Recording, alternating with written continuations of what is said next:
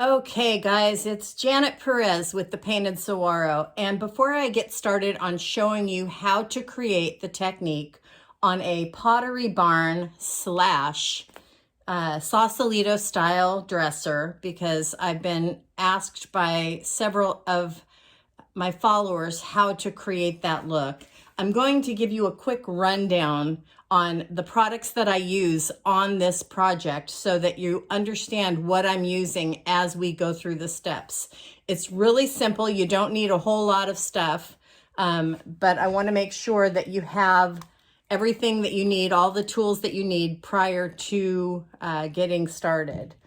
The first thing I used was I have some of the Fresh Start cleaning powder from Paint Couture. I mix it in a spray bottle and with warm water, and I spray it on my piece. And then I use these blue shop towels. They're lint-free, they're fabulous. You only need like 2 or 3 of them for an entire piece. And wipe the whole piece down. I scrub it if it's really, really dirty with a scrub brush. And then I rinse it with a 50-50 combo of vinegar water. Make sure that I get all that residual cleaning agent off of the piece. Let it dry completely, usually overnight. Remove the hardware, and then I also filled all of the hardware holes with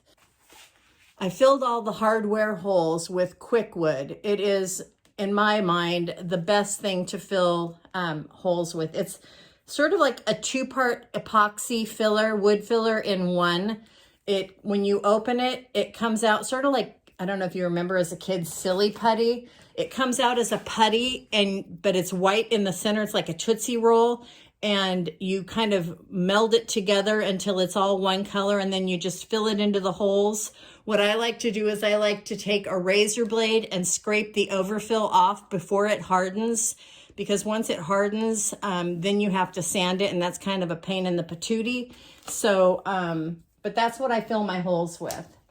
Then after that dries, I covered the entire piece, top, sides, front, everything, with the 2-in-1 premium primer. So it's a Premium Plus 2-in-1 primer. It is a white, I use the white. It's the white bonding and blocking primer. We have it in gray also, but I like the white. I typically like to use white even if I'm painting a dark color over it. And the reason for that is I feel that using white as a base for me personally provides a more true color painted over it. So I'm getting, if I'm painting, even if I'm painting black over it, I'm getting a truer black over that white primer. And that's just my own personal opinion. I know everybody has different opinions on that. So the primer dries really quickly. You just need to let it dry for a couple hours, and then you can paint over it. But I typically like to wait 24 hours before I start painting the next layer.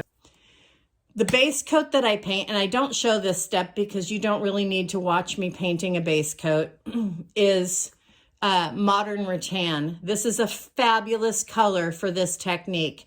It lays down just the perfect sort of light wood tone, the blonde wood tone that you're looking for when you're creating the Pottery barn look. So I highly recommend you get this color.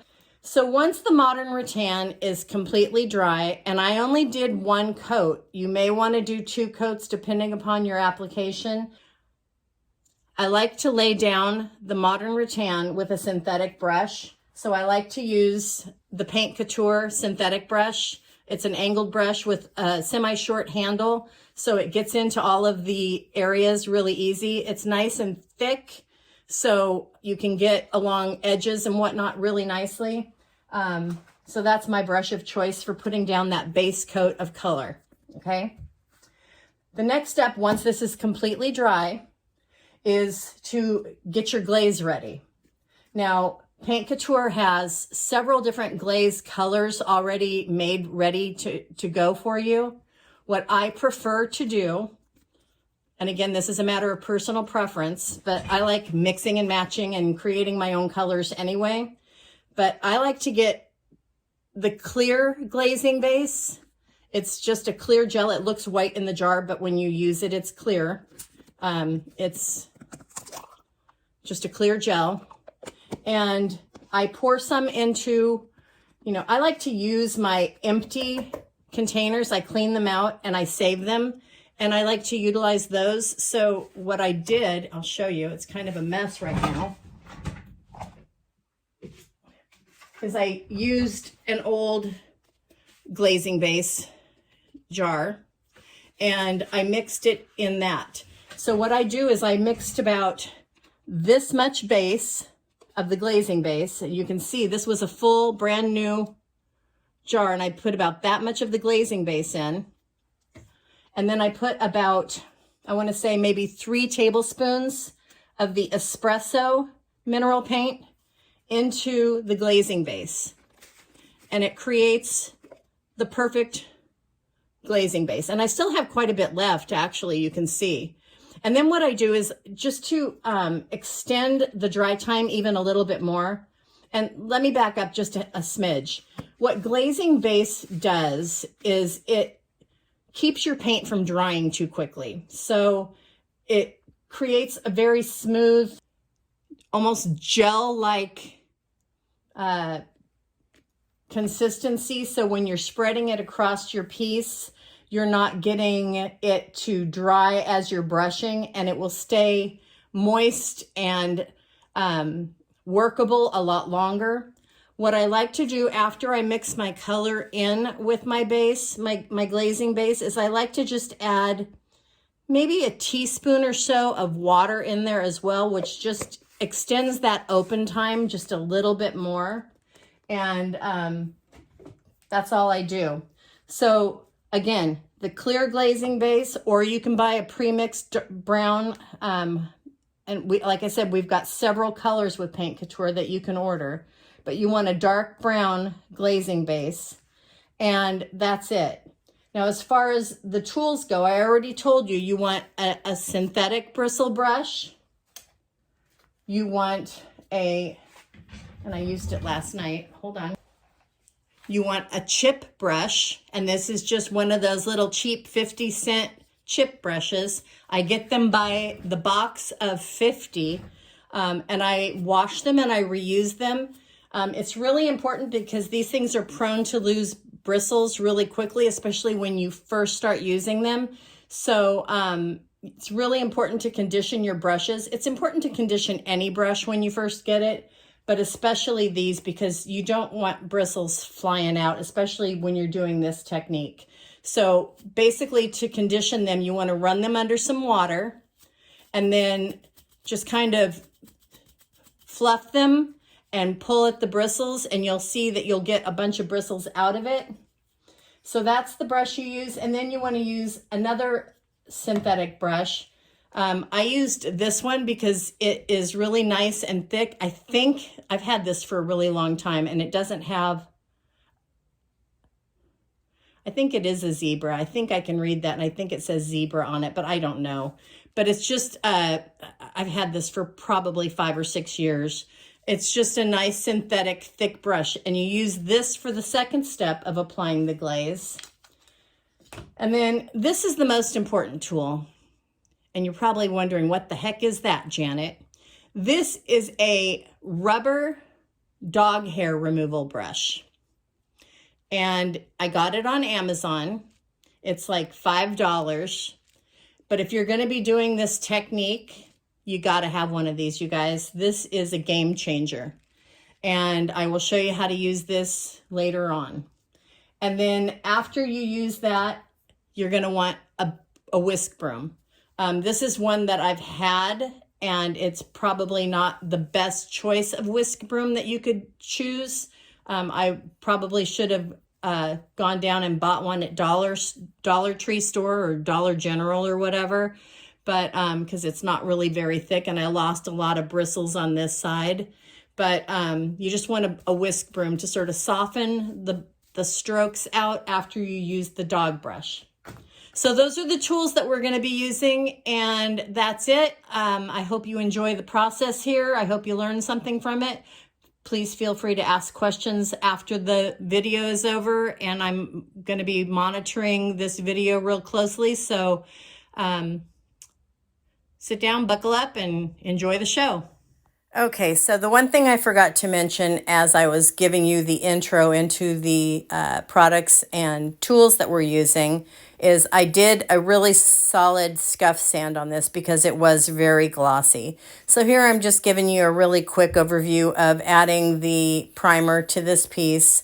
And that's really all that there is to it. I'm not going to show you this in any depth or detail. And then we're going to get moving on to the techniques on how to create that striation of the Pottery Barn dupe look. So let's get going. Also, just a reminder, I did not show you the steps on painting that first coat of the modern rattan. So this is it all painted. And additionally, just so you know, ideally you want a piece for this technique that has drawers that are inset, not overlapping the frame. So you're not having to pull the drawers out, push them in, paint the frame, and then put the drawers back in and all that kind of good stuff. But what I'm doing here is as I said in the precursor, I'm applying the glazing base with that chip brush, and then I'm going over it with that synthetic bristle brush.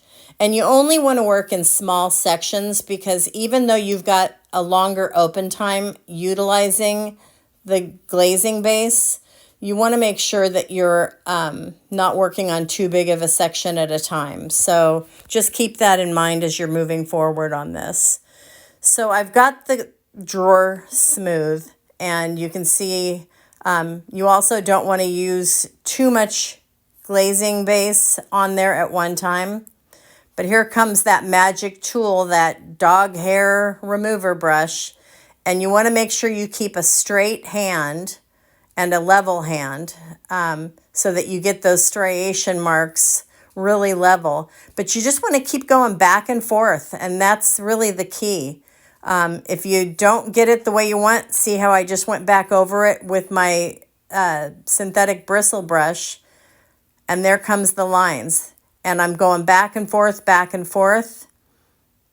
going through the edges. And it's a beautiful thing. It's that simple. It gets a little heavy on the edges on this, and that's another reason why you really want, a flat drawer front. I picked probably the hardest piece I could have possibly chosen for this technique. But then that broom just softens all those lines perfectly.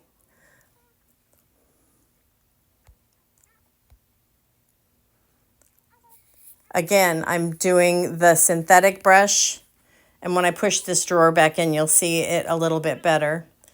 But using the synthetic brush to smooth everything out, using my dog hair brush to get that striation, those wood grain lines going on there.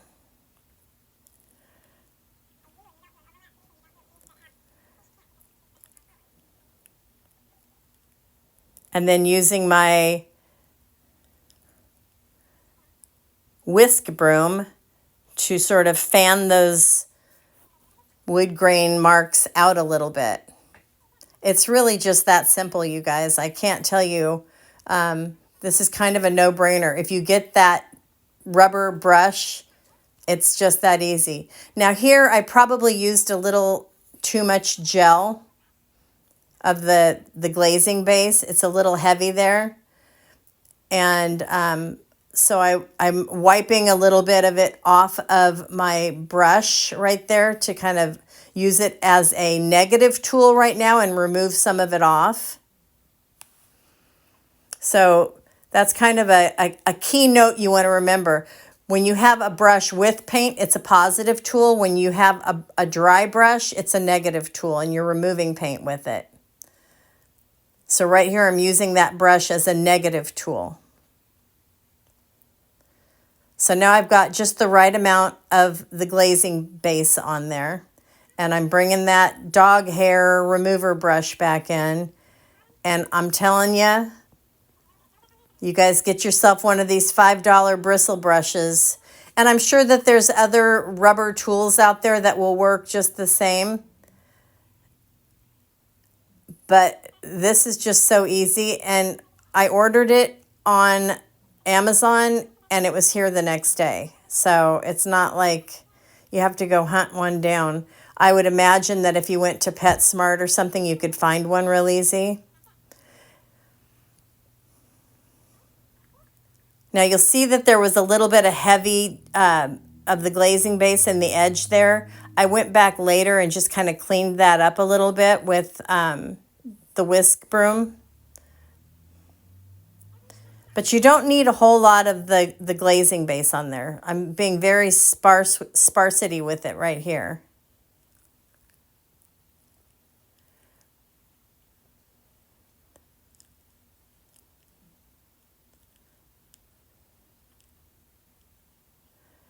So spread it on.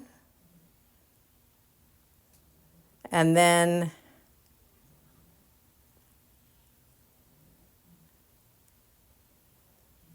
get out your little doggy hairbrush.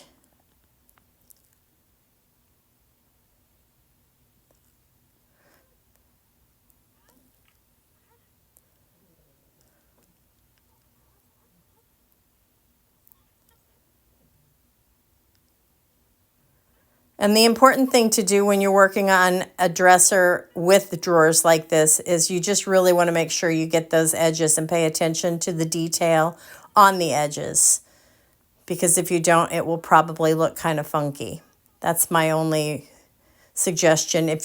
I just couldn't find a piece of furniture here that had the kind of drawers that I wanted. That wasn't something that I wanted to do a different technique to. So. And personally, you guys know I'm all about color on pieces and design. So this isn't really my own personal style, but I had so many people tell me they wanted to see how to create this look that I'm doing it for y'all, not for me. If this piece doesn't sell literally in like 2 weeks, I'm going to do something else to it. Maybe I'll slap a big old transfer on the front of it. But it's that easy, you guys. Don't be afraid of this technique if it's something you want to do. It's my understanding that this technique sells like wild cakes. And that's it. I'm going to show you now. I did the side on this. So again, there's my modern rattan color. And this was really difficult to do from the side. I'm just telling you right now. Here I get that evenish. And see, I got 2 of these for $10, so that's why now I'm using a blue one, because I set the green one down somewhere and I couldn't find it. And another thing I forgot to mention thus far is you'll get a buildup on that brush occasionally with as it pulls away the glazing base. So you want to keep one of those blue towels or a paper towel of any kind. You don't have to use the blue towel.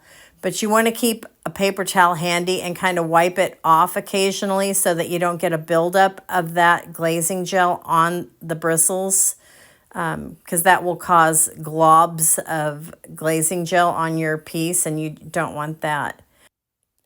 So here it is, close-up of the Sausalito, aka Pottery Barn look. And I think it turned out pretty nicely. I like the hardware I selected for it as well. I finished it 24 hours after allowing the clear glazing base to dry with the Extreme Guard Flat Top Coat by Paint Couture. That's the top you're looking at there. And I found it to be a fun technique to try out. I probably will never do it again because it's not my personal style, but hopefully you will try it too. If you are going to give it a shot, please let me know how it did work and give us a thumbs up, a follow, and we'll see you next time here on the Paint Couture page. Thanks for watching.